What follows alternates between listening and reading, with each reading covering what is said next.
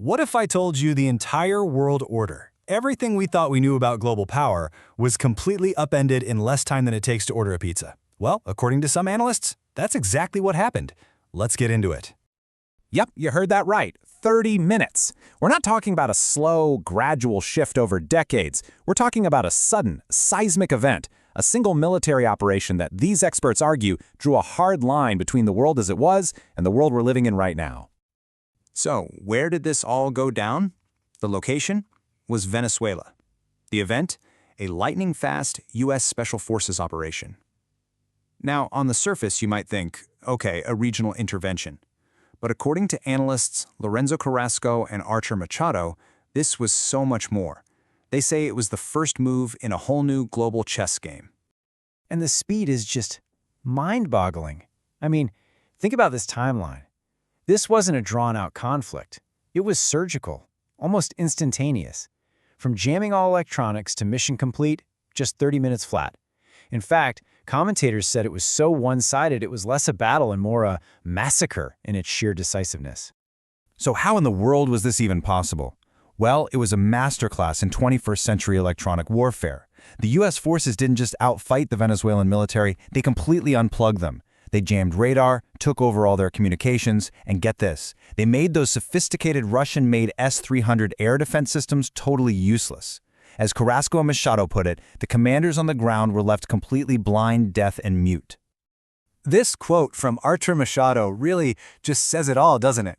It wasn't just an operation, it was a demonstration, a flexing of muscle. And that brings us to the real question. If this overwhelming show of force wasn't just about Venezuela, then who was it really for? And here is where the whole story expands, because the analysts are pretty clear on this point. Venezuela was just the stage. The message was meant for a much, much larger audience, specifically the other big players on the world stage, China and Russia. Publicly, the official reasons were the kind of things you'd expect to hear, concerns about trafficking, humanitarian issues. But the analysts we're looking at say that was just noise. The real reason, they argue, was pure geopolitics. It was a loud, crystal-clear message of military dominance and a warning shot across the bow of any rival power trying to make friends in the Western Hemisphere. What this really was, in effect, was the U.S. declaring a new, high-tech Monroe Doctrine. You know, the original one from the 1800s that told European powers to stay out of the Americas? Well, this operation was the 21st century version of that, saying, just so we're clear, this hemisphere is our backyard and we have the power to prove it. So, what about China? What was their stake in all this? Well, it can be boiled down to one absolutely massive number: $60 billion.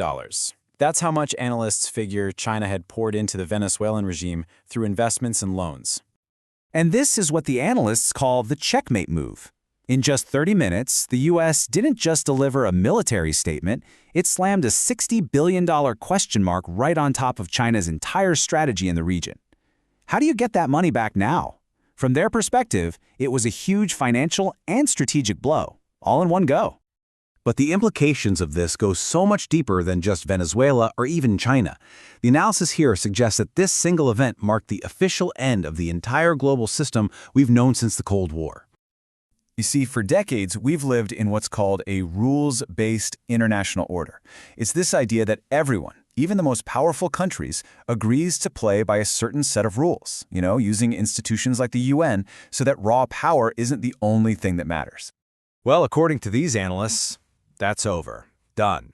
They argue this one action showed that when push comes to shove, the rules are now optional for the world's biggest power. Raw power is officially back in charge. And their interpretation is incredibly blunt. They argue that the United States essentially took the international rule book, tore it up, and sent a message to the world that said, these rules, they don't apply to me anymore. So if the old system is gone, what's taking its place? Well, this brings us back to Lorenzo Carrasco and Archer Machado, who say we've officially entered a tripolar world.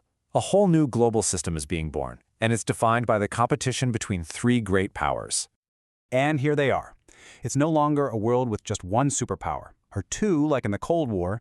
The new map is organized around three distinct spheres of influence: the United States, China, and Russia. I love the metaphor the analysts use for this. They call them separate galaxies. Each one has its own center of gravity, its own set of allies, its own internal rules. They aren't all bound by some universal law anymore. They're just out there competing for influence in a new world of what they call real power. Okay, let's bring this back down to Earth for a minute. What does this grand cosmic shift mean for countries caught in the middle, especially in a place like South America? Well, the consequences are very real and very immediate. The argument is that for a country like Brazil, the time for trying to play all sides has come to an end. That old style of diplomacy has lost its meaning. Now they're faced with a fundamental question. In this new game of competing galaxies, which one are you in? You have to choose a side. And the choice, as they frame it, couldn't be more stark. Do these countries become sovereign partners, working with the U.S. to maybe reindustrialize and share the benefits? Or do they become submissive colonies, basically just taking orders and accepting a lesser role within the American sphere? And that really leaves us with the biggest question of all. That 30-minute operation wasn't just the end of something.